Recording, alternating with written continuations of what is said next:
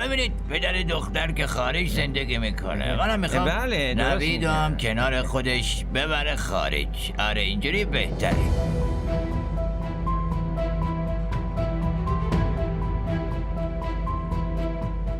نه خیر خانده داشت، من همینجا راضیم. با عزتون شب میمون. پسر تو ساکت بشین. تو رو احمق فرض کردن، خودت خبر نداری. چی این چی داره میگه؟ این چه حرفیه که داره مامان میزنه؟ شما آروم باشین، من دارم حرف میزنم. ببینید با نوید حرفامونو زدیم. نوید همینجا میمونه، ما داریم اینو دامادمون میکنیم، این که کم چیزی نیست. موضوع همینجاست آقا رسول.